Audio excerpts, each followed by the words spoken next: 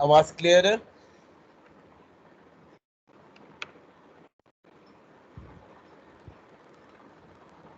Okay. अच्छा, अभी previous class में हमने आइसोप्रोपेनॉल या प्रोपेनॉल कह लो, उसके हमने फीड स्ट्रोक के मुतालिक पढ़ा था कि इसको हमने मैन्युफैक्चर किस तरीके से करना है, कौन कौन से रूट हमें अडॉप्ट करने पड़ते हैं मैन्युफैक्चरिंग के लिए, क्या क्या रॉ मटेरियल हम यूटिलाइज कर सकते हैं, डिफरेंट रॉ मटेरियल की कंडीशन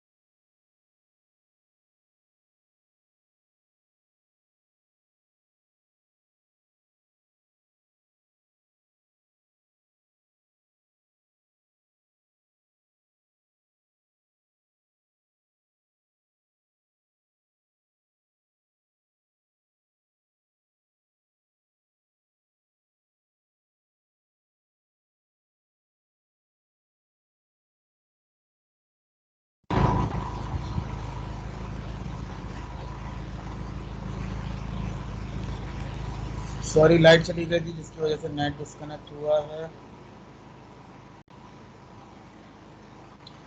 अच्छा, तो हम बात कर रहे थे कि प्रीवियसली हमने ये देखा कि कौन सा प्रोसेस ज़्यादा एफिशिएंट है और इकोलॉजिकली फ्रेंडली है। इसके अलावा डिफरेंट हमारे पास फीड स्ट्रीम के होते हुए क्या क्या हम रूट को अडॉप्ट कर सकते हैं और कैटलिस्ट कौन सा इस्तेमाल किया जाएगा।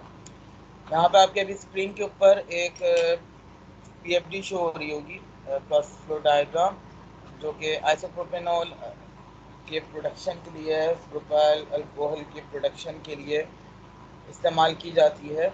और इसी प्रोसेस को डॉग केमिकल एडॉप्ट करता है, और ये जो प्रोसेस फ्लो डायग्राम है उन्हीं के प्लांट की है। मे बी कि अभी करंटली इनका जो प्लांट हो वो काफ़ी हद तक ऑप्टिमाइज हो चुका हो, क्योंकि ये पीएफडी 96-97 के वक्त की है कि उस वक्त उनके पास प्रोसेस इस पीएफडी के अकॉर्डिंगली रन करता था। डायरेक्ट हाइड्रेशन में हो सकता ये है कि डिफरेंट प्रोसेस को ऑप्टिमाइज करके और ज़्यादा इकोनॉमिकल किया हो, लेकिन अभी ये अवेलेबल है तो हम इसकी स्टडी करते हैं और इसको हम समझने की कोशिश करते हैं प्रोसेस को। अब यहाँ पर बेसिकली अगर आप देखो तो यहाँ पर दो डिफरेंट फील्ड मौजूद है, 1 और 4 जिसे हम नाम दे रहे हैं। 1 जो है बेसिकली हमारे पास प्रोटीन है, और 4 पे हमारे पास वाटर आ रहा है। ठीक है, अब प्रोटीन जो हमारे पास आती है वो अभी इनिशियली आ रही है तो एटमॉस्फेरिक कंडीशन के ऊपर होती है, और उसका टेम्परेचर भी आपका एम्बियंट होता है, मतलब जो रूम टेम्परेचर है उसी टेम्परेचर पे हम कंप्रेसर के अंदर उसको इंसर्ट करवाते हैं, कंप्रेसर K101 के अंदर। और उस क्योंकि मल्टी स्टेज कंप्रेसर है और इसके अंदर नंबर ऑफ स्टेजेस जो होते हैं वो 3 स्टेजेस होते हैं। 3 स्टेज में 80 बार प्रेशर इसका अचीव किया जाता है, और 80 बार प्रेशर अचीव करने के बाद यहाँ पर होता ये है जनाब के इसके लाजमी से बाद टेम्परेचर कुछ ना कुछ राइज करेगा, और जैसे कि हमें पता है कि हमें टेम्परेचर कंडीशन 243 रिक्वायर्ड है, तो हमें इस टेम्परेचर कंडीशन को अचीव करने के लिए कंप्रेसर में कुछ टेम्परेचर इसका मतलब 25 डिग्री से काफ़ी हद तक इंक्रीज करेगा, क्योंकि जब प्रेशर बढ़ेगा तो टेम्परेचर भी उसकी वजह से लाजमी तौर पर बढ़ेगा। लेकिन कंप्रेसर के साथ फिर आपने E101 एक एक्सचेंजर लगाया हुआ है, और इस एक्सचेंजर के लगाने का मकसद ये है कि आपको डिजायर्ड रिएक्शन टेम्परेचर को अचीव करना है। तो इस वजह से यहाँ पे एक्सचेंजर यूटिलाइज किया गया है, और एक्सचेंजर में से जो हमारी स्ट्रीम पास हो रही है वो अब ये आपके ऊपर डिपेंड करता है। जैसे कि आप लोग ने डिज़ाइनिंग के अंदर किया होगा, शेल एंड ट्यूब अगर हीट एक्सचेंजर यूज़ करते हो तो शेल और ट्यूब साइड से कौन सा मटेरियल पास करवाया जाता है, तो उसकी ऑब्जर्वेशन की जाती है कि अगर कोरेसिव मटेरियल है तो हम ट्यूब से पास करेंगे, लेस कोरेसिव है तो शेल से पास करेंगे, फिर प्रेशर कंडीशन भी देखी जा रही होती हैं। तो यहाँ पर जो यूटिलाइज किया जा रहा है तो यहाँ पर बेसिकली ट्यूब में से पास करेंगे हम, क्या नाम है उसको, प्रोपाइलिन को, और शेल में से आपके पास हॉट स्ट्रीम पास होकर अमूमी तौर पे इसमें से स्टीम को यूटिलाइज किया जा रहा होता है फॉर द हीटिंग पर्पस। कुछ और भी अगर आप यूटिलाइज करना चाहें तो कर सकते हैं। कनाडा अमेरिका वगैरह में अमूमी तौर पे अब इलेक्ट्रिकल हीटिंग की मदद से ही टेम्परेचर को अचीव करवाया जाता है, क्योंकि वहाँ पे कोई इतना ज़्यादा इलेक्ट्रिसिटी का प्रॉब्लम नहीं है। लेकिन एफिशिएंट प्रोसेस पुराना प्रोसेस यही है, इसी को हम यूज़ कर रहे होते हैं। और इसके बाद जो आगे जो नेक्स्ट स्टेप के ऊपर जो प्रोसेस जाता है वो सर आपके पास, सॉरी, हाँ बोलिए। सर ये ट्यूब से प्रोपेलेन और शेल से क्या पास करवा रहे थे? एक तो आपने इतनी बुरी तरह एक तो वॉइस आपकी आई है, सडनली चौंक गया मैं। अच्छा, अब देखो ट्यूब में से पास करवा रहे हैं प्रोपाइलीन को, शेल में से कोई भी हॉट स्ट्रीम पास करवा सकते हो। इस प्रोसेस में जो हमें डिस्क्रिप्शन मिली थी उस डिस्क्रिप्शन के अकॉर्डिंगली इन्होंने ट्यूब में से और शेल में से स्टीम को पास करवाया है। ठीक है, सर मीटिंग से कोई रिमूव कर रहा है बार बार। अभी भी रिमूव कर रहा है, ला हौला वला। सर भाई अभी किया है कि थोड़ी देर पहले। क्या प्रॉब्लम है भाई, किसको मसला हो रहा है बहुत, सुकून से क्लास नहीं ले सकते।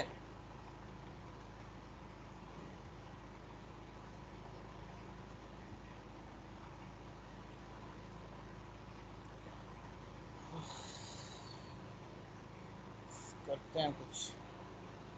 अच्छा, तो अब यहाँ पर टेम्परेचर को आपने अचीव करने के बाद जो आपके पास अगला जो आ रहा है M101 जिसे हम कहते हैं, जो आपके पास मिक्सचर है पहला, जो स्ट्रीम 3 जो है फर्स्ट मिक्सचर के अंदर जा रही है। और यहाँ पर अगर आप देखो तो इनिशियली जब प्रोसेस चलेगा तो सिर्फ और सिर्फ एक स्ट्रीम मौजूद होगी जिसे हम प्रोटीन कह रहे हैं। ठीक है, क्योंकि उस वक्त तक बाईपास प्रोसेस नहीं चला। जब आगे का प्रोसेस चलेगा तो यहाँ पर फिर स्ट्रीम 8 आगे इससे कनेक्ट होगी, जो कि आगे के प्रोसेस में से जो सेपरेटर है वहाँ से अनकन्वर्टेड प्रोपीन जो है वापस यहाँ पर आती है। लेकिन इनिशियली यहाँ पे प्रोपीन अभी सिर्फ और सिर्फ फीड की होगी, रिसाइकल प्रोपीन नहीं होगी। जबकि आपके पास जो सेकंड जो स्ट्रीम आ रही है, जो कि सर स्ट्रीम आपने नंबर, सब कुछ प्रेजेंटर बनाया हुआ है ना, जब भी कोई भी रिमूव कर ले रहा है किसी को भी ये कैसे हो अटेंडी गया? बना। सर अटेंडी बनाए। ये कैसे हो गया?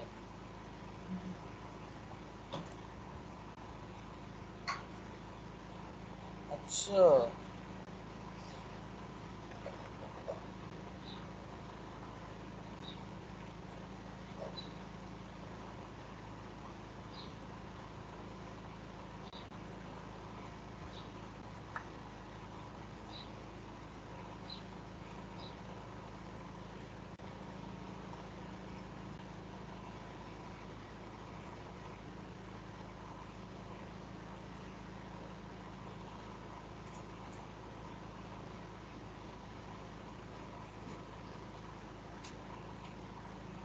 सर जी सर ये दोबारा समझाएं सर, ये कोई बार बार रिमूव कर रहा है सर। अब इंशाल्लाह नहीं करेगा कोई, उम्मीद तो यही है। वैसे इस मामले में काफ़ी जुगाड़ मौजूद है, और ये सब खासा है पाकिस्तानी स्टूडेंट्स का, मतलब एशियन स्टूडेंट का। वैसे कमालात बहुत अच्छी तरह जानते हैं। खैर, हम दोबारा से समझाते हैं आपको, कोशिश करते हैं। कहाँ चली गई? हाँ, तो कहाँ पर थे हम? अब स्टार्ट से एक थोड़ा सा ओवरव्यू ले लेते हैं। हमारे पास सबसे पहले प्रोपीन आई। प्रोपीन को रूम टेम्परेचर पे थी, उसका हमने कंप्रेस किया मल्टी स्टेज कंप्रेसर, और ये इस प्रोसेस के लिए 3 स्टेज कंप्रेसर को इस्तेमाल किया गया। और 3 स्टेज कंप्रेसर के थ्रू इसका जो प्रेशर है 80 बार तक लेके जाया गया। और इस प्रेशर तक पहुंचने की लाजमी सी बात है कि कुछ ना कुछ टेम्परेचर भी हुआ होगा, बढ़ा होगा, लेकिन उसका मज़ीद हमें टेम्परेचर बढ़ाना है, क्योंकि हमें रिएक्शन चाहिए 423 केल्विन के ऊपर। तो हमने यहाँ पर एक एक्सचेंजर लगाया। एक्सचेंजर में से हमने प्रोपीन को पास किया ताकि उसका टेम्परेचर रिएक्शन कंडीशन को मीट करे। और उस रिएक्शन एक्सचेंजर से जब वो हमारी स्ट्रीम आगे नेक्स्ट मिक्सर पे गई है, तो मिक्सर लगाने का मकसद यहाँ पर यह है कि यहाँ पर एक तो वाटर भी आएगा, फिर साथ साथ बाईपास जो आपके पास सेपरेटर से जो अनकन्वर्टेड प्रोटीन होगी वो भी एट द एंड यहीं पे आके इससे मिक्स होगी, और वो दोबारा रिएक्शन का हिस्सा बनेगी। तो इस वजह से यहाँ पर मिक्सर लगाया गया है। अच्छा, अब मिक्सर, एक तो यहाँ पर एक इनिशियल फर्स्ट स्ट्रीम की आपके पास ये पाथ आइडेंटिफाई हो गया। दूसरा जो वाटर पाथ है, उसमें क्या किया गया, वाटर एक नॉर्मल कंडीशन के ऊपर आपने लिया और इसको पंप के थ्रू आपने एक्सचेंजर में भेजा, और एक्सचेंजर में भेजकर इसका भी टेम्परेचर आपने बढ़ाना है। और लाजमी सी बात है, ये एक्सचेंजर कहना इसको ज़्यादा मुनासिब नहीं होगा, क्योंकि आपको जब इसका टेम्परेचर रिएक्शन कंडीशन तक लेके जाना है जिसका टेम्परेचर होगा 423, तो ऑब्वियस सी बात है कि वाटर अपना फेस चेंज करेगा। तो एक्सचेंजर है, लेकिन हम इसको कह सकते हैं, क्या कह सकते हैं भाई, कौन बताएगा?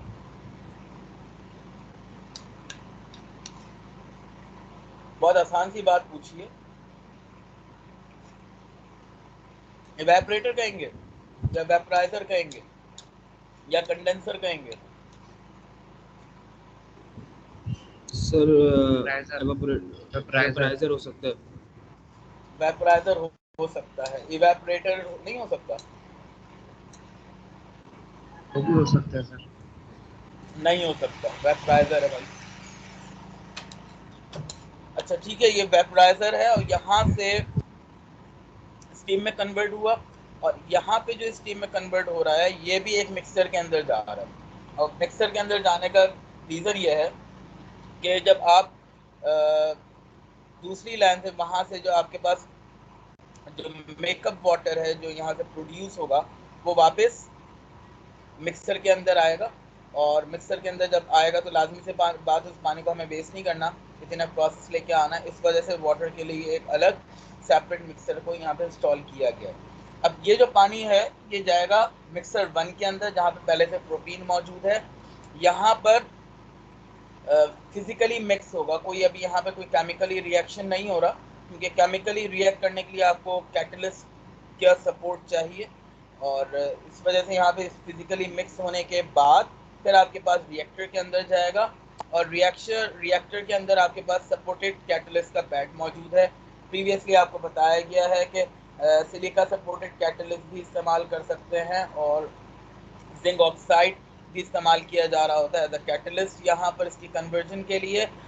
अब यहाँ पर रिएक्शन होगा जो प्रीवियसली आपको दिखाया गया था, प्रोपीन प्लस वाटर, जो कि प्रोपेनॉल के अंदर कन्वर्ट होगा, लेकिन कुछ अनवांटेड रिएक्शंस भी होंगे, कुछ ऐसी भी कंडीशन होगी जैसे कि अनकन्वर्टेड प्रोपीन होगी, फिर कुछ प्रोपेन भी जनरेट होगी, या कुछ प्रोपेन जो कि प्रोपीन के साथ मौजूद होगी वो भी उसके अंदर शायद मौजूद हो। इसके अलावा अब जो यहाँ पे प्रोडक्ट आपकी बन चुकी है, आगे का जितना प्रोसेस है, जो आपके पास जितने भी आपको इक्विपमेंट या एक्सेसरीज नज़र आ रही हैं, तमाम की तमाम वो चीज़ें हैं जो कि सिर्फ और सिर्फ सेपरेशन प्रोसेस के लिए इस्तेमाल की जाएगी। तो यहाँ पर तो आपका रिएक्टर ने आपका प्रोडक्ट डेवलप कर दिया, लेकिन यहाँ पर जो प्रोडक्ट है वो आपका प्योरीफाइड नहीं है, आपको 99% प्योर प्रोडक्ट देना है, और इस डॉ केमिकल के जो प्रोसेस है इससे 96% तक प्योर आईपीए प्रोड्यूस होता है। ठीक है, अब यहाँ से प्रोडक्ट आपका मिक्सर कंडीशन में फर्स्ट सेपरेटर के अंदर जाएगा V101 के अंदर। अब V101 में क्या है, क्योंकि आपके पास जो स्ट्रीम आ रही है हाई प्रेशर स्ट्रीम है, रिएक्शन आपकी कंडीशन वो थी, जब रिएक्शन के बाद यहाँ पे आएगा तो यहाँ पे सडन एक्सपेंशन होगी, इसको हम कहते हैं सडन एक्सपेंशन के थ्रू ये सेपरेट हो जाएगा, और यहाँ पर दो स्ट्रीम के अंदर सेपरेट होगा। एक तो आपके पास वो स्ट्रीम आएगी जो कि लाइटर एंड के ऊपर है, मतलब कि हाइड्रोकार्बन जो कि टॉप से आपके सेपरेटर के रिमूव होंगे, और एक वो है जो कि कंडेंस्ड हो जाएगा, जैसे कि वाटर है, या वाटर के साथ कुछ एजिट्रोप भी जनरेट हुए हुए होंगे आईपीए के, क्योंकि आईपीए वाटर के साथ मिलकर एजिट्रोप बनाता है, तो वो वाटर के साथ कुछ एजिट्रोप भी जनरेट हुए हुए होंगे, वो भी आपके पास सेटल डाउन हो जाएंगे, सेपरेटर से नीचे की तरफ कलेक्ट होगा, और टॉप पे से आपके पास प्रोपीन और आईपीए टॉप पर से आपके पास आ रही होगी। ठीक है जी, अब सेकंड सेपरेटर का काम ये है कि आईपीए में से प्रोपीन को, प्रोपेन जो कि अनकन्वर्टेड है, उसको रिमूव करवाना और उसको रिसाइकिल बैक करके फर्स्ट मिक्सर के अंदर भेज देना। तो सेकंड सेपरेटर यही काम करेगा। सेकंड सेपरेटर के अंदर भी जो प्रोसेस इस्तेमाल किया जाता है अमूमी तौर पे, क्योंकि यहाँ पे जो फ्लैश ड्रम था, जो फर्स्ट जिसे हम कह रहे हैं V101, वो बेसिकली फ्लैश ड्रम भी कहा जाता है, यहाँ पे सडन प्रेशर ड्रॉप होने की वजह। सेकंड जो सेपरेशन प्रोसेस है वो बहुत सारे तरीके से किया जा सकता है, जैसे कि अभी आपको प्रीवियसली टोपोलॉजी के अंदर आपको बताया था कि सेपरेशन प्रोसेस डिफरेंट अडॉप्ट कर सकते हैं आप, तो यहाँ पर आप डिफरेंट प्रोसेस को यूज़ कर सकते हैं। यहाँ पर जो प्रोसेस इस्तेमाल किया गया है वो with the help of pressure differences ही की मदद से इस्तेमाल किया गया, क्योंकि जैसे ही आप सेकंड सेपरेटर के अंदर डालोगे तो प्रेशर डिक्रीज करेगा, तो टेम्परेचर डिक्रीज करेगा, टेम्परेचर डिक्रीज करने के बाद आईपीए जो है वो सेटल डाउन हो जाएगी लिक्विफाइड फॉर्म में, और प्रोपीन जो है वो आपके पास टॉप पे से आपका रिसाइकिल बैक हो जाएगी आपके मिक्सर पे। ये तो था आपके प्रोसेस स्ट्रीम की पूरा प्रोसेस की डिफाइन टोपोलॉजी या प्रोसेस कह लो। और नीचे वाला जो पूरा हिस्सा आपको नजर आ रहा है पीएफडी का, ये सिर्फ और सिर्फ वाटर को रिसाइकिल करने के लिए सारी चीज़ें इस्तेमाल की जा रही हैं, और इसका और कोई मकसद नहीं है। तो नीचे वाला अगर आप पोर्शन अगर स्टडी भी करो तो यहाँ पे आपके पास लाइन से 3 सेपरेटर लगे हुए हैं। पहला सेपरेटर जिसमें से आप देख रहे हो कि जैसे यहाँ पे स्ट्रीम आएगी सर तो इसको आपने जूम यहाँ कर देना स्क्रीन को। Okay sir sorry for interruption sir, pointer अगर यूज कर लें आप तो पॉइंट, अच्छा राइट क्लिक, हाँ मुझे ज़रा बताओ। सर राइट क्लिक करें स्लाइड के ऊपर, हाँ इधर पॉइंटर ऑप्शन दिख रहा है स्क्रीन के नीचे है सर, स्क्रीन के नीचे, पॉइंटर ऑप्शन, हाँ laser pointer. Thank you so much, आपने आज मुझे एक अच्छी चीज़ सिखाई, जज़ाकुमुल्लाहु खैरा। अच्छा अब देखो ये यहाँ पर जो आपके पास आईपी आ गई है, अच्छा, अब यहाँ से ये आपके पास रिसाइकल बैक होके प्रोपीन चली गई जो कि अनकन्वर्टेड। इस सेपरेटर से हमने ये कहा था 2 स्ट्रीम निकल ली, जो लाइटर एंड है वो चला गया और हैवियर एंड, क्योंकि हाइड्रोकार्बन की बनस्पत वाटर हैवियर एंड है, तो वाटर जो है वो इस सेपरेटर के अंदर आ गया। E201 कहेंगे इसे, E201। ये बेसिकली क्या है, कूलर है। ये टेम्परेचर को रिड्यूस करेगा, और टेम्परेचर को रिड्यूस करने का मकसद आपको पता ही है कि ताकि टेम्परेचर रिड्यूस हो, और उसके बाद ये जब इस सेपरेटर में जाएगा तो मज़ीद यहाँ पे प्रेशर रिड्यूस होगा, और प्रेशर रिड्यूस होने के बाद मज़ीद टेम्परेचर इसका डिक्लाइन करेगा, और डिक्लाइन करने के बाद यहाँ पे फेस चेंज हो जाएगा। फेस चेंज किसका चेंज होगा? 2 चीज़ों का। एक तो आपके पास पानी मौजूद है जो कि आपने रिसाइकिल बैक करके, जो कि सेटल डाउन हो जाएगा लिक्विड फॉर्म में, और रिसाइकिल बैक करके इस मिक्सचर में डाल दिया। दूसरा जो मौजूद है क्या, आईपीए का, आपने आपसे कहा कि आईपीए का एजिट्रोप बन जाता है पानी के साथ। तो आईपीए प्लस वाटर, इसका एजिट्रोप जो है वो यहाँ पर अब उसकी हमें सेपरेशन करनी है। तो अमूमी तौर पे सेपरेशन करने के लिए एजिट्रोप को ब्रेक करने के लिए कोई इंट्रेनर को ऐड किया जाता है या डाला जाता है, उसको आपस में कंबाइन किया जाता है। और इंट्रेनर काम क्या कर रहा होता है, एजिट्रोपिक डिस्टिलेशन शायद आप लोग ने पढ़ी हो, तो बेसिकली उसमें होता ये है कि हम इंट्रेनर जब हम डाल रहे होते हैं तो वो कंटेंट जो उसके साथ हम उस कंटेंट को देखते हैं अमूमी तौर पे, जिसको हमने सेपरेट करवा, जिसको हमें मतलब अगर आईपीए और वाटर है और मुझे सेपरेट करवाना है आईपीए को या वाटर को, हम इसमें ये देखते हैं कि 96% आईपीए होगा और 4% पानी होगा, तो ये फिर एजिट्रोप बनेगा। हर कंडीशन के ऊपर एजिट्रोप डेवलप नहीं होता। तो अब यहाँ पर हमें करना ये पड़ेगा कि हम करेंगे ये कि हम ऐसा कंटेंट यूज़ करेंगे, क्योंकि यहाँ से सेटल डाउन हमें पानी को करना है, तो ऐसा कंटेंट हमें यूज़ करना है जो आईपीए के साथ कंबाइन हो जाए और पानी को वो छोड़ दे और पानी उसका सेपरेट हो जाए, सेटल डाउन हम कर सकें। तो यहाँ पर इन्होंने जो इस्तेमाल की है चीज़, वो बेंजीन को यूज़ किया है। बेंजीन को एज एंट्रेनर 104 में ऐड किया गया है, और बेंजीन को जब ऐड किया गया तो आईपीए प्लस बेंजीन जो कि कॉम्प्लेक्स बन जाता है, उस कॉम्प्लेक्स को यहाँ पे इन्होंने क्या किया, जब कॉम्प्लेक्स बन गया तो आईपीए यहाँ से सेपरेट आउट हो सकता, वाटर सेपरेट आउट आराम से किया जा सकता है। बिल्कुल इसी तरीके से आगे वाला जो प्रोसेस है, अब लाजमी सी बात है यहाँ पर जो 104 है, ये आप इसको एजिट्रोपिक डिस्टिलेशन भी कह सकते हो, और ये अमूमी तौर पे एजिट्रोपिक डिस्टिलेशन ही का प्रोसेस है। अब यहाँ पर मसला ये आता है कि इसके बाद एक और सेपरेटर लगाने की ज़रूरत क्यों पड़ी है। ज़रूरत इस वजह से पड़ी है क्योंकि यहाँ पर जो हमारे पास प्रोसेस होता है, जो हमारे पास प्रोडक्ट की सेपरेशन का हो रहा होता है कि वाटर सेटल डाउन बॉटम से हो गया और आईपीए बेंजीन आपके पास लाइटर एंड है जो कि ऊपर की तरफ मौजूद होते हैं। अब उन दोनों की सेपरेट, हमें उन दोनों को सेपरेट करवाना है।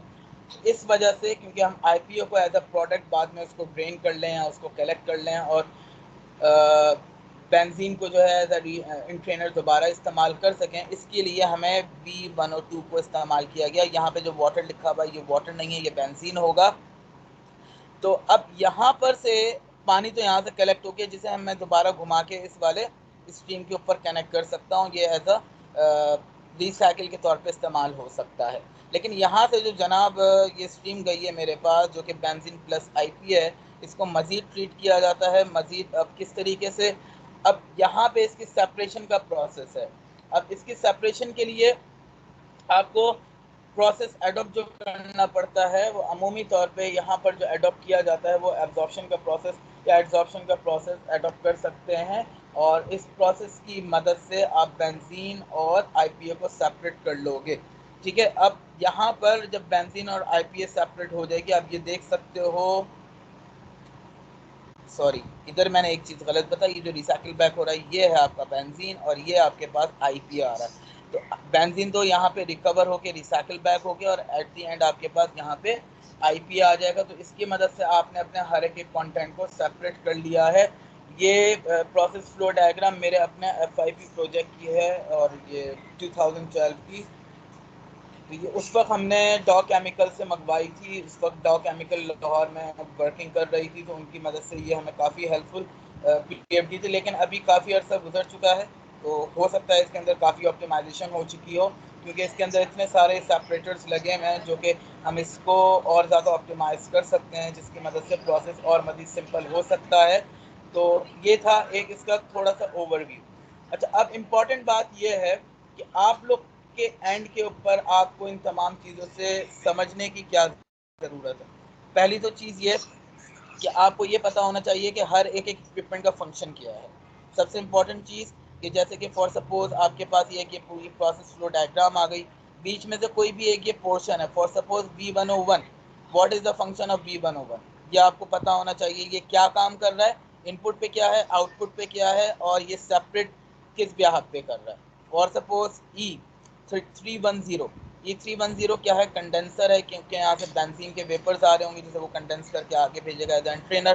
तो ये जो है ये क्यों इस्तेमाल किया जा रहा है, इसका मकसद क्या है और हम इसको क्यों इस्तेमाल करते हैं, इसकी डिज़ाइन पैरामीटर और दीगर चीज़ों की तरफ हमें जाने की ज़रूरत नहीं है। यहाँ पर टेम्परेचर कंडीशन इनिशियली सिर्फ रिएक्टर की बताई गई है, और बाकी कंडीशंस हमने जब उस वक्त हमने अपनी कैलकुलेशंस की थी तो इसी कंडीशन को देखते हुए कुछ चीज़ें एज्यूम की थी कि पॉसिबली ये हो सकता है। इसी तरह प्रोपीन, आईपीए और बेंजीन के बॉइलिंग पॉइंट और इनके बॉइलिंग पॉइंट की डिफरेंट कंडीशंस को देखते हुए इन सेपरेटर के टेम्परेचर को हमने अज्यूम किया था, क्योंकि कोई भी कंपनी आपको अपना कंप्लीट डाटा कभी भी प्रोवाइड नहीं करेगी। तो उन्होंने ये प्रोवाइड कर दिया और टेम्परेचर कंडीशन प्रोवाइड कर दी जो कि बहुत इनफ थी, और उसी को हमने फिर यूटिलाइज करते हुए हर एक वेसल के हर एक कंडीशन के टेम्परेचर कंडीशंस को यूटिलाइज किया था। आगे की स्लाइड में तकरीबन 4-5 या 7 स्लाइड्स हैं, ये पूरा प्रोसेस डिस्क्रिप्शन इन डिटेल लिखी हुई है। किसी को अगर वहाँ से समझनी हो तो वो समझ भी सकता है। तो यहाँ से जो आईपीए आपने बनाई है, इस आईपीए का मकसद क्या है और ये कहाँ कहाँ इस्तेमाल हो रही होती है, कोई बताएगा ज़रा? Ismail. Yes sir, as a disinfectant use हो सकता है। और ये तो वो शुरू में मैंने और बता दिया था, कोई नई चीज़ बताओ। मेडिसिनल में इसका बहुत ज्यादा यूज होता है सर, और मोस्टली। और इसका यूज हो सकता है क्लॉथिंग के अंदर, यूज हो सकता है सर, क्लॉथिंग इंडस्ट्री। और कोई दूसरा भी बताए, सिर्फ यही बताएगा? सर बॉटल ग्रेड पॉलीमर बनाने के लिए। Very good. और सबसे ज्यादा खपत 2020 और 2021 में तो इसकी हुई है सैनिटाइजर बनाने में। लेकिन अगर उससे पहले, कोविड से पहले वाली सिचुएशन की बात देखो तो आईपीए की सबसे ज्यादा यूटिलाइजेशन एसीटोन की मैन्युफैक्चरिंग के लिए होती है। कि एसीटोन से बहुत सारी प्रोडक्ट बनाई जाती हैं और वो एज इंटरमीडिएट भी है। तो एसीटोन की हम मैन्युफैक्चरिंग आगे पढ़ेंगे, लेकिन सबसे ज़्यादा जो खपत होती थी 2017, 18, 19 तक, तो आईपीए की 80% जो प्रोडक्शन है वो एसीटोन प्रोडक्शन पे जाती थी, और 20% का जो आपका पोर्शन है वो अमूमी तौर पे इस्तेमाल किया जा रहा होता था फार्मास्यूटिकल इंडस्ट्रीज़ के अंदर डिसइंफेक्टेंट बनाने के लिए, और भी बहुत सारी हाउस होल्ड प्रोडक्ट के अंदर इसको हम इस्तेमाल कर रहे होते हैं। तो पेपर के एंड के मुताबिक अगर बात की जाए तो इतना कोई ज़्यादा ये कॉम्प्लेक्स चीज़ नहीं होगी, और इसके डायरेक्ट हाइड्रेशन का जो प्रोसेस है बहुत ज़्यादा कहना चाहिए कि एफिशिएंट है as compare to indirect hydration, क्योंकि इसके अंदर एसिड और बहुत सारी मतलब कोई भी आपने देखा होगा कि कोई ऐसी गैस प्रोड्यूस ही नहीं हो रही जिसको हमें एटमॉस्फेयर में इमिट आउट करना पड़ रहा हो, जो कि हमारे लिए प्रॉब्लमेटिक हो। क्योंकि यहाँ से आपने आईपीए कलेक्ट कर ली, यहाँ से आपने फिर आईपीए को कलेक्ट किया, ये वाटर के रिसाइकिल हो गया, और यहाँ से बेंजीन। तो आपके पास जो प्योरली प्रोसेस है काफ़ी हद तक का ये इको फ्रेंडली प्रोसेस है, इस वजह से डायरेक्ट हाइड्रेशन को इस्तेमाल करते हैं। जबकि आपके पास दूसरा इनडायरेक्ट हाइड्रेशन जो प्रोसेस है उसके अंदर चांसेस है SO2 की प्रोडक्शन के, H2S की प्रोडक्शन के। तो इस वजह से वो काफ़ी एक तो महंगा भी पड़ता है, दूसरा इकोनॉमिकली फ्रेंडली नहीं है। अच्छा जी,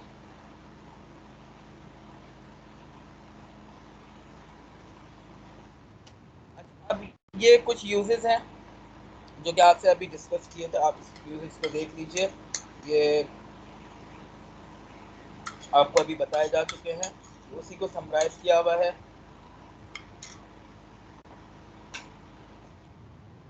अच्छा, अब ग्लोबल मार्केट है, लेकिन ये जो प्रिडिक्शन की गई है ना जनाब, ये 2015 की प्रिडिक्शन है। और 2015 की प्रिडिक्शन की अगर बात करें तो उस वक्त कोविड का कोई सिनेरियो भी नहीं था, और 2025 तक का इन्होंने प्रिडिक्ट किया था कि ये फोरकास्ट है कि इतनी प्रोडक्शन इसकी इन्हांस हो चुकी होगी।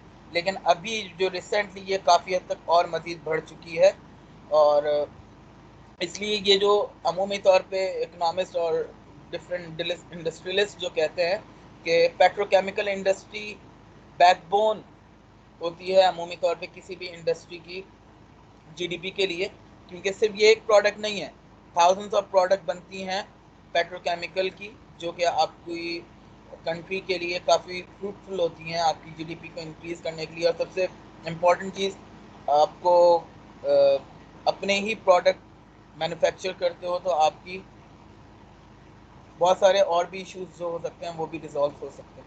अच्छा, अब यहाँ पे ये मूव क्यों नहीं हो रहा है?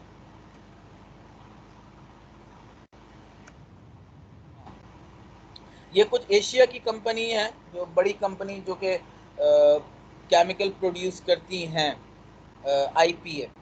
इसमें पाकिस्तान की आपको कोई कंपनी नज़र नहीं आएगी। कुछ एक कंपनी इंडिया की भी है, लेकिन वो इसके बाद के नेम लिस्ट में आ रही थी, तो शायद वो मैंने इंक्लूड नहीं की। पाकिस्तान के अंदर स्टिल कोई कंपनी नहीं है जो कि आईपीए प्रोड्यूस कर रही हो। हम सारा का सारा आईपीए बाहर से ख़रीदते हैं और उसी को हम डिफरेंट प्रोडक्ट के अंदर इस्तेमाल करते हैं, जो कि काफ़ी हद तक महंगा पड़ता है। ठीक है जी। अच्छा, अब ये कुछ क्वेश्चंस हैं जो कि आप स्लाइड्स के इसके बाद आप सबमिट कर दीजिएगा। कुछ ऐसे ही हैं, बच्चों वाले सवालात हैं।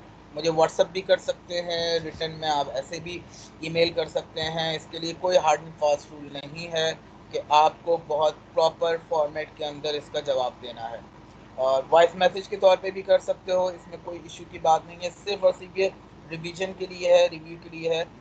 तो आप इन क्वेश्चंस के लिए कोई हार्ड एंड फास्ट रूल नहीं है, लेकिन जो असाइनमेंट्स होंगे जिनका पैटर्न फर्स्ट स्लाइड में फर्स्ट लेक्चर में आपको डिफाइन किया था, उसी पैटर्न के हिसाब से तमाम वो चीज़ें चलेंगी। अच्छा जी, ठीक है जी। नीचे आपके पास एक रिकमेंडेशन है कि भाई सबमिट 24 घंटे के अंदर और 1 से 2 लाइन के अंदर या 1 से 2 सेंटेंस के अंदर कर सकते हो। अच्छा, ये अभी आपकी क्लास ख़त्म हुई नहीं है, ये प्रीवियस क्लास थी जो कि 11 से 12 वाली, जो कि काफ़ी लंबी हो गई थी। हम दूसरी प्रेजेंटेशन को ऑन करते हैं, जो कि अभी 2 से 3 बजे के लेक्चर की थी। सर इसकी इन रिटन डिस्क्रिप्शन।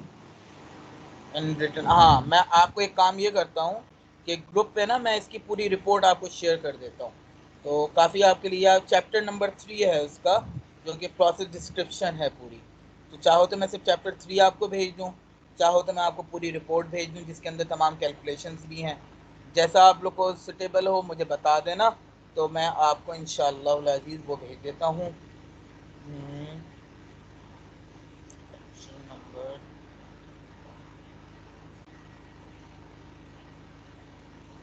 नहीं, ये तो पुराना है।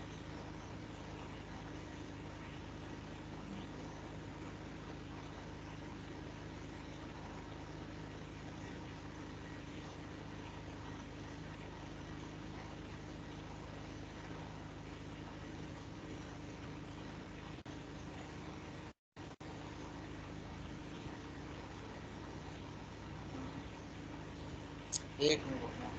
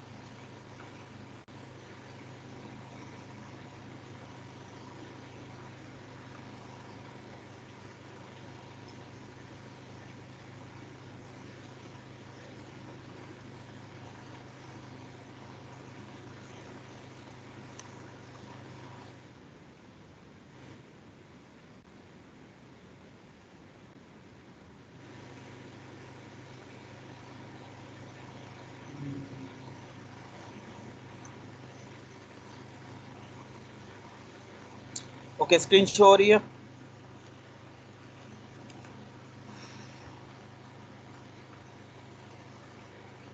आई थिंक हो रही है सबको स्क्रीन शो। अच्छा नाउ, अच्छा अब ये जो लेक्चर है बेसिकली इनिशियली आपको बताया था कि हम 2 से 3 लेक्चर के अंदर कोशिश करेंगे कुछ फीड स्टॉक की मैन्युफैक्चरिंग को पढ़ लें, क्योंकि हमारा जो बेसिक पोर्शन है वो प्रोसेसिंग का है, मैन्युफैक्चरिंग का नहीं है। और मैन्युफैक्चरिंग का डालने का मकसद सिर्फ ये है कि आपको इनके प्रोसेस के मुतालिक थोड़ा आइडिया हो, लेकिन आगे का जो पेट्रोकेमिकल की प्रोसेसिंग करके पॉलीमर की प्रोडक्शन और पॉलीमर प्रोसेसिंग किस तरीके से की जा रही होती है, जिसे हम स्पेसिफिकली कहें तो पॉलीमर इंजीनियरिंग कह सकते हैं, और पॉलीमर इंजीनियरिंग प्लस प्रोसेसिंग, इन दोनों के कॉम्बिनेशन बेसिकली आगे हमें पढ़ना है, और उसके कुछ डिज़ाइन फैक्टर और काफ़ी सारी चीज़ें मौजूद हैं। तो हमारा बेसिक थीम तो वो है, लेकिन हमें स्टार्ट के अंदर कुछ चीज़ें यहाँ पर हैं जो कि फीड स्टॉक की डेवलपमेंट और इसके मैन्युफैक्चरिंग के मुतालिक पढ़नी पड़ेगी, तो वही हमने यहाँ पे इंक्लूड किया हुआ है। तो इनिशियली आपको IPA की प्रोडक्शन के मुतालिक बताया। अब ये नेक्स्ट लेक्चर है जिसमें हम स्टार्ट करते हैं जनाब।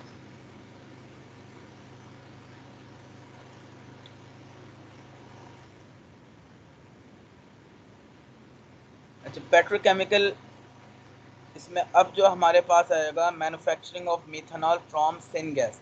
तो सिंथेटिक गैस की प्रोडक्शन आप लोग ने आई थिंक पेट्रोकेम के अंदर, सॉरी पेट्रोलियम इंडस्ट्री के अंदर शायद कवर की हो, और अगर नहीं की तो मुझे बता दीजिएगा, तो नेक्स्ट क्लास में उसकी भी हम बना लेंगे, क्योंकि सन गैस आपके पास काफ़ी सारे ज़राए से प्रोड्यूस की जा रही होती है, जिसमें से आपके पास क्रूड से लेकर कोल से लेकर आपके पास बायोमास भी इसका फीड स्टॉक हो सकता है, जिसकी मदद से सन गैस प्रोड्यूस की जा रही होती है। और रिसेंटली सबसे ज़्यादा जो सिंथेटिक गैस प्रोड्यूस कर रहा है एशिया में, आपके एक चाइना और दूसरे नंबर पे इंडिया आता है। और इंडिया के अंदर जो सबसे ज़्यादा सन गैस प्रोडक्शन हो रही है वो राइस हस्क के थ्रू हो रही है, और मतलब बायोमास की मदद से। और चाइना के अंदर जो है वो प्रोपोर्शन 60-40 का है, जहाँ पे बायोमास और इसके साथ साथ फिर आपके पास क्रूड से जो प्रोडक्ट आती है उसको यूटिलाइज करते हुए सिन गैस को प्रोड्यूस किया जाता है। अच्छा जी, थोड़ा सा इंट्रोडक्शन है सिन गैस मिथेनॉल के मुतालिक। सिन गैस होती क्या है, तो आपके पता ही होगा, H2+CO, इनके कंबाइंड फॉर्म को हम सिंथेटिक गैस कह रहे होते हैं। और synthetic gas is subjected to the high pressure and moderate temperature condition and it can convert to the methanol। इसकी स्पेसिफिक जो टेम्परेचर प्रेशर कंडीशन है वो आपको मेंटेन करनी पड़ेगी, और उसके बाद आपका ये सन गैस कन्वर्ट हो जाता है मेथनॉल में। लेकिन उससे पहले आपको कुछ और चीज़ें भी करनी, जो कि हम प्रोसेस फ्लो डायग्राम के अंदर आपको बताएंगे कि एक जगह पे आपको ऑक्सीडाइजिंग एजेंट को ऐड करना पड़ेगा, और फिर इसी तरह काफ़ी सारे सेपरेटर्स इस्तेमाल करने पड़ेंगे, क्योंकि जब रिएक्शन होता है तो उसका कुछ बाय प्रोडक्ट भी डेवलप होता है, जैसे ईथर प्रोड्यूस हो सकता है, तो ईथर को डी ईथरिफिकेशन का प्रोसेस होगा, उसको रिमूव करवाया जाएगा। बिल्कुल इसी तरीके से जैसे कि प्रीवियस प्रोसेस फ्लो डायग्राम थी, वैसे ही प्रोसेस फ्लो डायग्राम हम आगे अभी डिस्कस करते हैं। तो उससे पहले यहाँ पर आपको नज़र आ रहा होगा इसका रिएक्शन। तो reaction basically in the presence of catalyst होगा, और जो हम मिक्स कैटलिस्ट इस्तेमाल करते हैं जो कि oxide of the different metal इस्तेमाल किया जाता है। अब इसकी अपनी एक अलग पूरी साइंस मौजूद है कि कौन सा कैटलिस्ट कितनी यील्ड प्रोड्यूस करता है, हम उसकी तरफ अभी नहीं जा रहे। तो यहाँ पर जो अमूमी तौर पे इस्तेमाल होता है कैटलिस्ट, वो जिंक को ज़्यादा प्रेफर्ड किया जाता है, क्योंकि बनिस्बत एलुमिनियम और जिंक के ये बाकी जो क्रोमियम और आपके पास मैग्नीज है काफ़ी कॉस्टली पड़ जाते हैं। तो इस वजह से जो चीपेस्ट होगा हम उसको इस्तेमाल करते हैं, और ऑक्साइड फॉर्म में इस्तेमाल किया जा रहा होता है। तो इसके अलावा और भी बहुत सारी कंडीशंस होती हैं कैटलिस्ट सिलेक्शन की। तो डायरेक्टली हम इसके साइड रिएक्शन की तरफ देखते हैं। तो साइड रिएक्शन जो पॉसिबल है, जो हो सकता है, तो मीथेन प्रोडक्शन हो सकती है और CO2 प्रोड्यूस हो सकती है, जिसको अब साइड रिएक्शन को ओवरकम करने के लिए आपके पास फिर CRE के अंदर जो आपने टॉपिक्स पढ़े होंगे रेट ऑफ रिएक्शन को किस तरीके से आप अपनी यील्ड की सेलेक्टिविटी और एक्टिविटी, दो फैक्टर पढ़ा होगा। तो सेलेक्टिविटी क्या होती है और एक्टिविटी क्या होती है, उसके अकॉर्डिंगली हम इसको अपना डिज़ायर यील्ड तक पहुंचाएंगे। और उसके लिए हमें ये देखना पड़ेगा, क्योंकि रिवर्सेबल प्रोसेस होता है, तो रिवर्सेबल है तो हमें ऐसी टेम्परेचर प्रेशर कंडीशन रखनी है तो यील्ड को फॉरवर्ड डायरेक्शन के अंदर ही रखे, जिससे हमारे पास जो प्रोडक्ट यील्ड होगी वो मैक्सिमाइज करेगी और चांसेस ये बहुत ज़्यादा कम होंगे कि वो साइड रिएक्शन या अनवांटेड रिएक्शन की तरफ वो जाए। अब जैसा कि आप अभी देख रहे हो कि साइड रिएक्शन एक और अनवांटेड रिएक्शन होता है, अगर ये किस कंडीशन में होता है, अगर आपने डिज़ायर्ड टेम्परेचर प्रेशर कंडीशन को मेंटेन नहीं किया या स्पेसिफिकली एक्सपोज टू कैटलिस्ट ना हो, तो आपके पास एक अनडिज़ायरेबल रिएक्शन होता है जिसमें अल्कोहल और हाइड्रोकार्बन्स कुछ प्रोड्यूस हो सकते हैं, लेकिन ये बहुत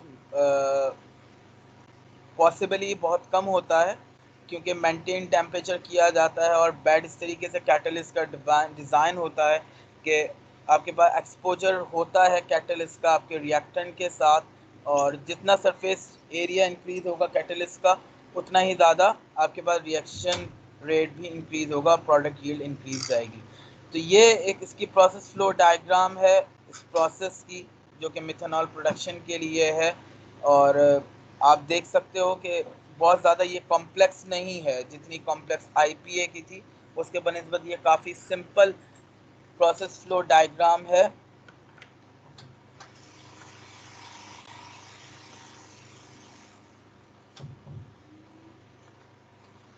अच्छा, अब यहाँ पर आप देखें तो आप सिन गैस स्टार्ट में सबसे पहले आपके पास जो जा रही है सिन गैस, आप ये देख सकते हो।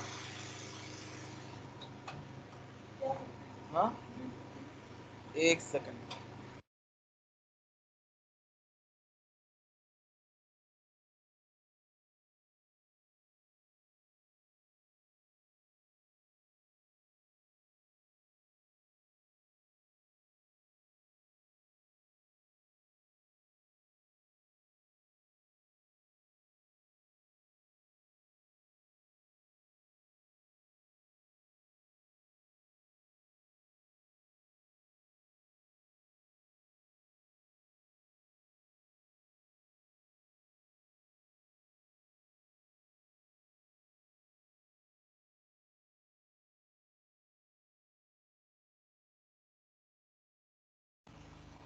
ओके, 5 मिनट का ब्रेक ले लें। ज़रा मुझे 1 मिनट के लिए नीचे जाना है, बुलाया। 5 मिनट का प्लीज़ ब्रेक, 5 मिनट के बाद फिर कंटिन्यू करता हूँ।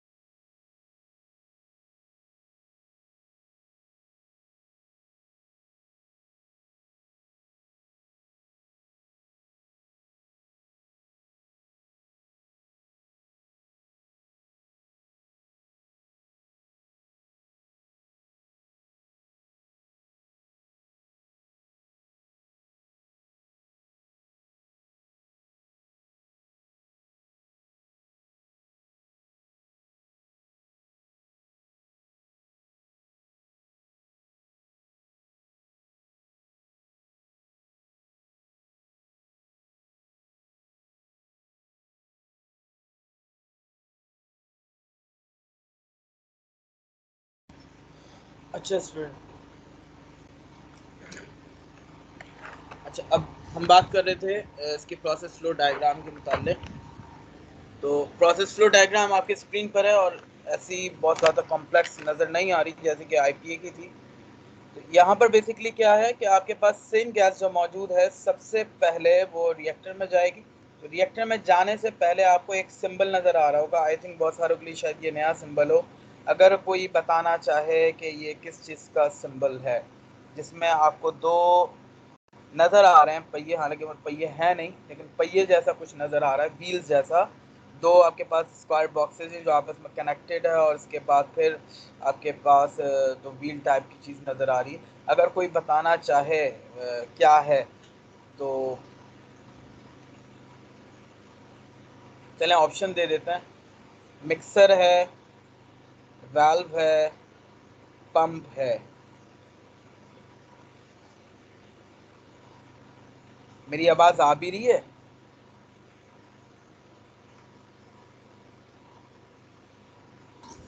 जी सर, आवाज़ तो आ रही है। आवाज़ आ रही है, फिर जवाब भी तो दें। सर मिक्सर लग रहा है सर, क्योंकि वो रिसाइकिल भी उसी के अंदर आ रहा है। मिक्सर लग रहा है। और कोई? सर हाइलाइटर वहाँ पर रखें।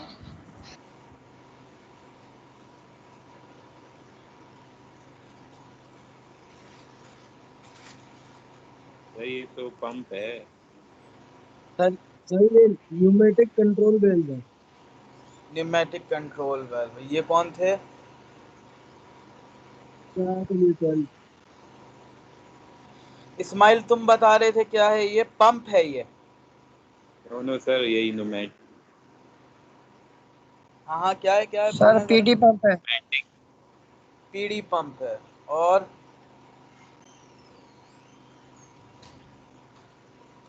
अच्छा बेसिकली देखो, मेरी अपनी ऑब्जर्वेशन या मेरी अपनी नॉलेज है, मे बी के ये डिस्कसेबल हो सकता है कि एग्री ना करो। और अगर मैं गलत बता रहा हूँ तो लाजमी सी बात है कोई भी स्टूडेंट मुझे करेक्ट कर सकता है, लेकिन पहले खुद अपनी रिसर्च करके, स्टडी करके विद ऑथेंटिक प्रूफ, तो मैं इसको करेक्ट ज़रूर करूँगा। ये बेसिकली है मिक्सर। मिक्सर बेसिकली यहाँ से आपके पास सेम गैस और रिसाइकिल जो है वो दोनों कंबाइन होके इस मिक्सर में आ रहा है।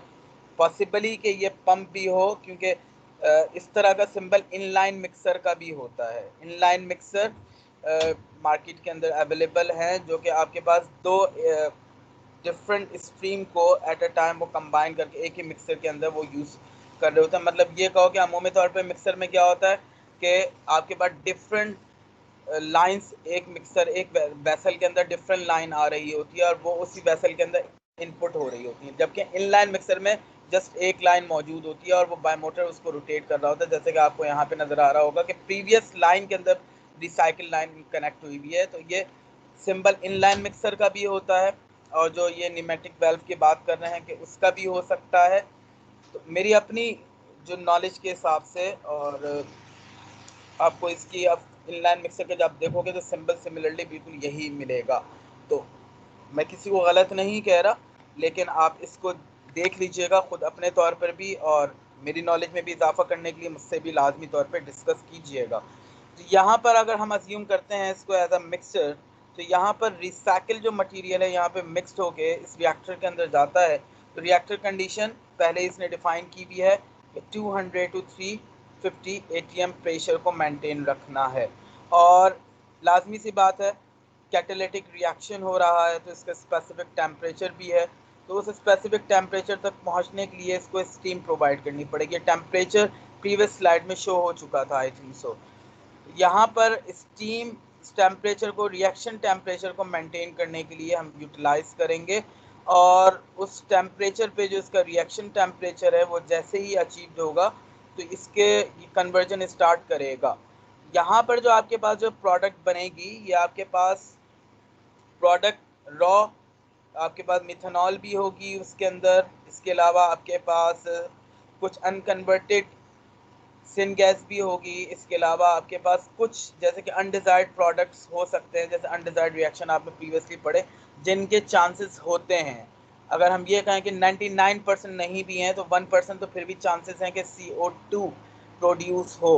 तो उसके लिए हमें सबसे पहले क्या करना पड़ता है, तो यहाँ से जब आपके पास प्रोडक्ट आया, प्रोडक्ट को जो आपके पास प्रोडक्ट आ रहा है in form of mixture from the reactor outlet, इसको सबसे पहले आपने इस एक्सचेंजर की मदद से क्या किया है, आपने इसको कूल डाउन किया है, टेम्परेचर को रिड्यूस किया है। रिड्यूस करने का बेसिक पर्पस ये है ताकि आगे ये जो आपके पास फेस सेपरेटर मौजूद है, यहाँ से आपकी स्ट्रीम स्ट्रिप आउट हो जाए, सेपरेट हो जाए बआसानी। और टॉप से आप देख सकते हो कि पर्च गैस, कुछ गैसेस आपके पास CO2 की जो पर्च गैस के तौर पे उसे एलिमिनेट कर लिया। यहाँ पे स्माइल जो है अपना प्लांट लगा सकता है CO2 कैप्चर प्रोसेस का, और यहाँ से फिर रिसाइकिल बैक होके आपके पास स्टीम आ रही है जो कि अनकन्वर्टेड सिन गैस थी। जबकि आपके ये जो सेपरेटर है इसके डाउन प्रोडक्ट जो है वो रॉ मिथेनॉल है, रॉ मिथेनॉल, और कुछ इसके अंदर फ्यूल गैस है। फ्यूल गैस हम उससे कह रहे होते हैं जो मिक्सचर ऑफ डिफरेंट गैसेस, जिसके अंदर मीथेन हो सकती है, प्रोपेन हो सकती है, मिक्सचर। तो ये भी आपके पास अनडिजायर्ड प्रोडक्ट है जो कि इस रिएक्शन के दौरान बनी है। तो यहाँ पर ये वेल्व, थ्रॉटलिंग वेल्व लगाया गया है। इस थ्रॉटलिंग वेल्व का भी पर्पस ये है कि सडनली प्रेशर को ड्रॉप किया जाए, और इस प्रेशर ड्रॉप की मदद से इस स्ट्रिपर या इस सेपरेटर में आप दो स्ट्रीम को बआसानी with the help of pressure drop separate कर सको, जिसमें से फ्यूल गैस आपके पास वेपर की फॉर्म में सेपरेट हो जाएगी टॉप से, जो कि मिक्सचर होगी मीथेन, प्रोपेन या प्रोपीन का। और जबकि नीचे से आपके पास क्रूड मिथेनॉल होगा जो कि आपने इधर इस मिक्सचर के अंदर या इस वेसल के अंदर भेज दिया। अब यहाँ पर क्योंकि क्रूड मेथनॉल है, क्रूड मेथनॉल को हमें प्यूरिफाइड फॉर्म के अंदर हासिल करना है, तो उसके क्रूड मेथनॉल इस वजह से कह रहे हैं कि इसके अंदर कुछ और फंक्शनल, मतलब कि जैसे कि ईथर कंपाउंड होने के चांसेस मौजूद हैं। तो उसके लिए हमें सबसे पहले एक मिनट ड्रॉज में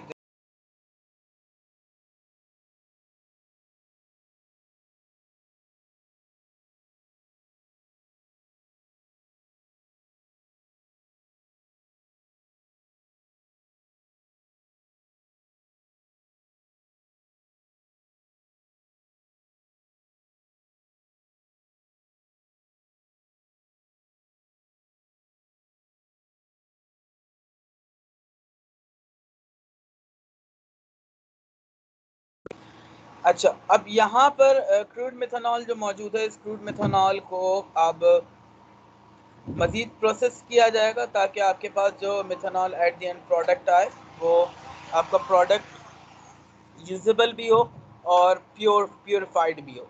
तो उसके लिए यहाँ पे MnO4 इस्तेमाल किया जाता है। अब ये एक पुरानी चीज़ हो गई, इस क्यों भाई, क्योंकि आपने MnO4 बहुत सारी जगहों पर कुछ को शायद याद हो इस्तेमाल किया जाता है, और किस पर्पस के लिए इस्तेमाल किया जाता है कोई मुझे बता सकेगा? Oxidation indicate. ऐसा हाँ हाँ, और कोई? Oxidising agent. हाँ, बेसिकली यहाँ पे इसका पर्पस जो है कि MnO4 का एज ऑक्सीडाइजिंग एजेंट के तौर पर हमने इसको यहाँ पर इस्तेमाल किया है। तो अब ये बेसिकली करता क्या है, इसका क्रूड मेथनॉल के अंदर जो आपके पास वो कंटेंट हैं जो कि as a ether by conversion with oxidize होके वो जो ईथर के अंदर कन्वर्ट हो सकते हैं, तो उसको वो सेपरेट आउट कर रहा होता है। कुछ कंटेंट ऐसे हैं जो कि ऑक्सीडाइज होके ईथर में कन्वर्ट हो जाएंगे, और जो आपके पास प्योर मिथेनॉल है वो आपके पास इंटेक्ट रहेगा।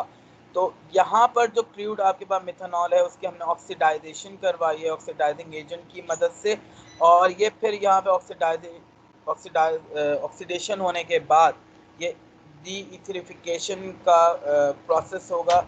ईथर टावर एक यहाँ पे इंस्टॉल हुआ हुआ आपको नज़र आ रहा है, और यहाँ पर जो सेपरेशन है, यहाँ पर जो सेपरेशन हो रही है वो विद द हेल्प ऑफ, क्योंकि सेपरेशन के लिए आपको पैरामीटर्स की काफ़ी मदद दरकार होती है। विद प्रेशर भी होता है, विद टेम्परेचर भी होता है, या फिर आपको विद एरिया करना पड़ता है, या और भी बहुत सारे पैरामीट्रिक चेंजेस की मदद से आप सेपरेशन कर सकते हो।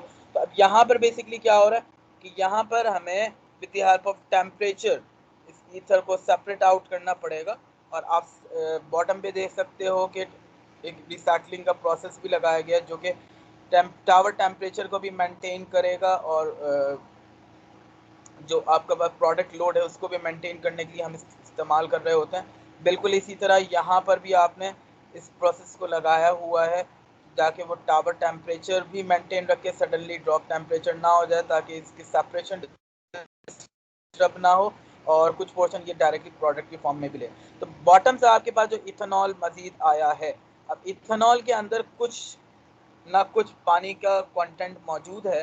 तो पानी अब यहाँ पर प्रोपेनॉल जो था पानी के साथ एजिट्रोप बनाता था, तो मिथेनॉल अमूमी तौर पे इस प्रोपोर्शन के ऊपर मतलब कि 98-99% के ऊपर प्रोपेनॉल एजिट्रोप डेवलप नहीं कर रहा होता।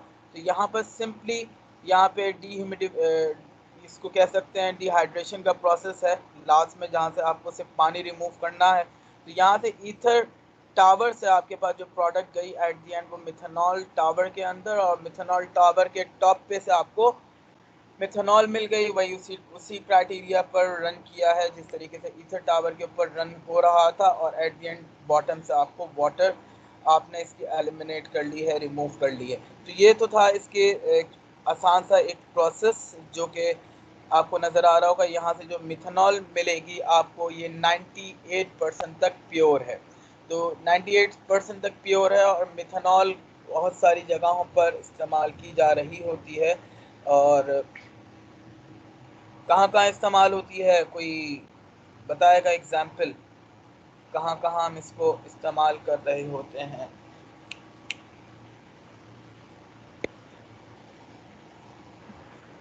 परफ्यूम वगैरह में, सॉरी, परफ्यूम में। परफ्यूम है, और production of biodiesel. Production of biodiesel.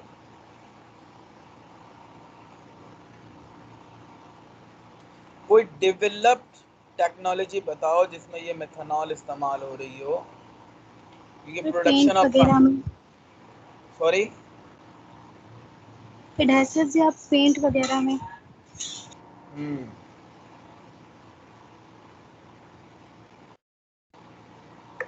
बिल्कुल सही आपने कहा कि सबकी जवाब सही है कि इस्तेमाल होती है, लेकिन पाकिस्तान में एक तो जिसकी सबसे ज़्यादा इस्तेमाल है वार्निशेस और पेंट के अंदर इसका इस्तेमाल किया जाता है। और एज लैब वगैरह की अगर आप बात करते हो ना, नॉर्मली यूनिवर्सिटी लेवल पे या एजुकेशनली मेथनॉल को इस्तेमाल किया जाता है as a fuel, burning fuel के तौर पर भी इस्तेमाल करते हैं। और इसके और भी बहुत सारी यूजेबिलिटी है, जैसे कि अभी इन्होंने बताया बायोडीजल की प्रोडक्शन के लिए इस्तेमाल हो सकता है, तो और भी इसकी यूजेबिलिटी मौजूद है। तो ये आगे के जितनी स्लाइड है यहाँ तक, ये 2 स्लाइड हैं, इनकी प्रोसेस कंडीशन और तमाम चीज़ों को ये डिफ़ाइन कर रहा है कि किन किन कंडीशंस को हमें मद्देनज़र रखना है इस प्रोसेस को रन करने के लिए। तो ये आप खुद पढ़िएगा, तो देखिएगा, समझिएगा, और कुछ सवाल हो तो फिर पूछ लें, तो फिर इंशाल्लाह इसको हम देख लेंगे। Ethanol gasoline.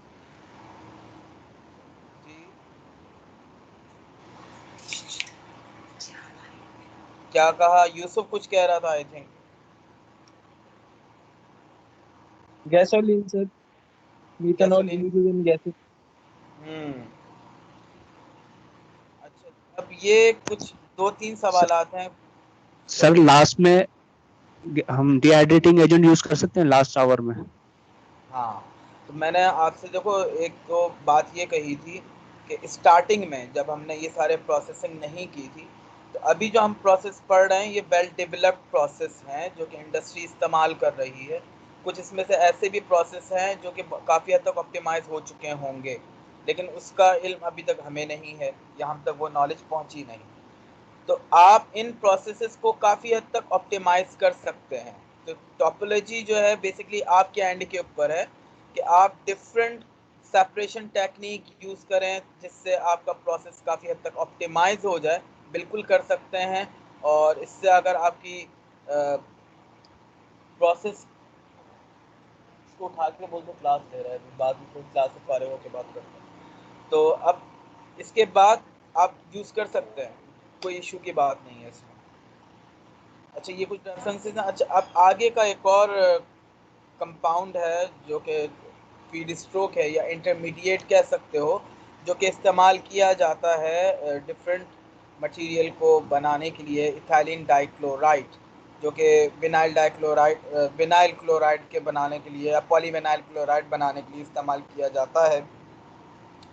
तो इसकी प्रोसेसिंग आज पर पढ़नी है, हिम्मत है तो कंटिन्यू करते हैं, वरना फिर उसको नेक्स्ट क्लास के लिए देखेंगे। फिर नेक्स्ट क्लास में कर लेंगे सर नेक्स्ट में। फिर नेक्स्ट क्लास के लिए तो वो देख लेंगे। तो पहले एक असाइनमेंट है छोटा सा, ज़्यादा कोई मुश्किल चीज़ नहीं है, और होमवर्क है। असाइनमेंट के तो मार्क्स होते हैं, होमवर्क के मार्क्स नहीं होते, लेकिन ये पेपर में इंक्लूड होगा। तो ये होमवर्क है, करना सबको है और सबमिट भी सबको करना, इंडिविजुअल ग्रुप के अंदर नहीं है। क्या जनाब, आगे आपको बताते हैं। या हाँ, तो असाइनमेंट आप सुन लेना। असाइनमेंट का जितनी जल्दी पता हो, फिर ड्यू डेट आप बोलेंगे बहुत कम है, तो ड्यू डेट आपके पास 1 जून है, तो आप स्टार्ट करें आज से। कोई ज़्यादा मुश्किल काम नहीं है, ये क्लास क्रिएट कर चुका हूँ, तो यहाँ पे आपने सबमिट करना है।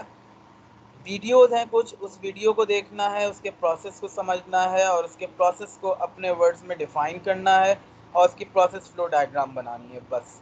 ये आपके पास एसीटोन की प्रोडक्शन की है और फॉर्मल्डिहाइड की प्रोडक्शन की है और पॉलीइथाइलिन की प्रोडक्शन की है। तो ये टोटल आपके पास 3 फीड स्ट्रोक हैं जो कि पेट्रोकेमिकल के इंटरमीडिएट के तौर पर इस्तेमाल किए जाते हैं, जो कि आगे मज़ीद प्रोसेसिंग पॉलीमर प्रोडक्शन में होती है।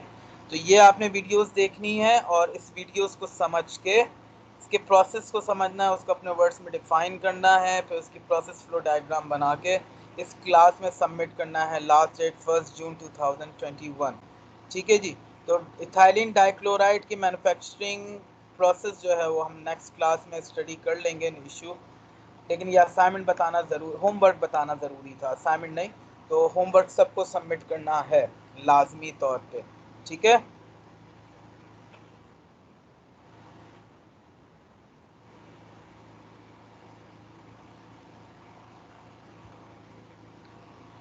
अल्लाह अकबर।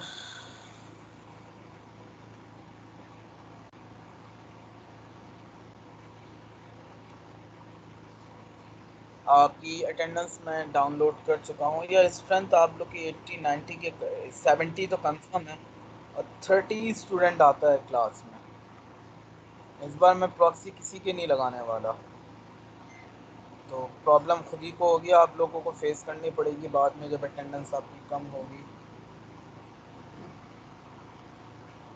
ये वीडियो की लिंक्स मेरे पास डाउनलोडेड वीडियोस हैं। चले मैं फिर भी सर्च करता हूँ कि अगर इसकी मुझे वीडियो की लिंक मिल गई तो मैं आपसे शेयर कर लूँगा, वरना अगर कोई चाहे तो मैं उसको व्हाट्सएप पे वीडियोस भेज देता हूँ। तो व्हाट्सएप पे अगर बआसानी अगर कोई देख सकता है तो मुझे अपना नंबर टेक्स्ट कर देना व्हाट्सएप पे, तो मैं उसको वो वीडियोस भेज दूँगा। ठीक है, thank you so much. Okay भाई, अल्लाह हाफिज़, जज़ाकुमुल्लाह खैरा।